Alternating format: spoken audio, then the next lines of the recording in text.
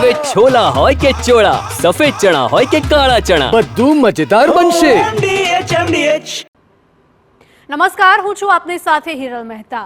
વલસાડ જિલ્લાના વાતાવરણમાં પલટો આવ્યો છે. વાપી તેમજ આજુબાજુના વિસ્તારોમાં વરસાદી માહોલ જામ્યો છે.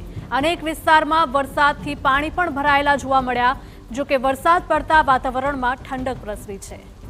વલસાડ જિલ્લાના વાતાવરણમાં અચાનક પલટો આવ્યો હતો, એટલે કે દક્ષિણ ગુજરાતમાં હવે વરસાદે એન્ટ્રી કરી હોય તેવું લાગી રહ્યું છે. કારણ કે 2 દિવસથી વલસાડમાં અને આસપાસના વિસ્તારોમાં વરસાદી માહોલ જોવા મળી રહ્યો છે.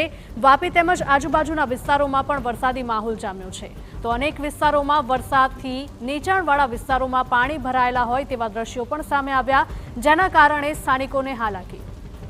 સંવાદદાતા નિલેશ જોડાયા છે વધુ માહિતી સાથે. નિલેશ, વલસાડ જિલ્લાના વાતાવરણમાં પલટો આવ્યો છે અને અનેક વિસ્તારોમાં પાણી પણ ભરાયેલા જોવા મળ્યા.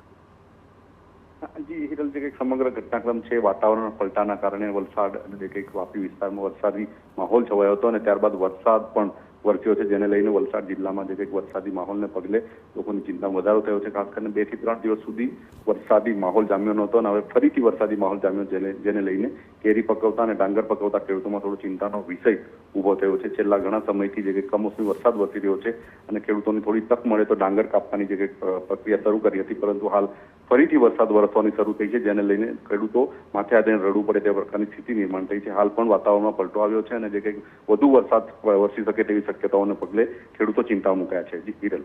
જી નિલેશ, માહિતી બદલ આપનો આભાર. તો દક્ષિણ ગુજરાતમાં વરસાદે એન્ટ્રી કરી હોય તેવા દ્રશ્યો સામે આવી રહ્યા છે. વલસાડ અને વલસાડ સહિતના આસપાસના જેટલા પણ વિસ્તારો છે ત્યાં વરસાદી માહોલ જામ્યો છે. આ સાથે જ નીચાણવાળા વિસ્તારોમાં પાણી ભરાવાની પણ શરૂઆત થઈ ગઈ છે. આ સાથે જ વાપી અને વાપીની આસપાસના વિસ્તારોમાં પણ વરસાદ વરસી રહ્યો છે.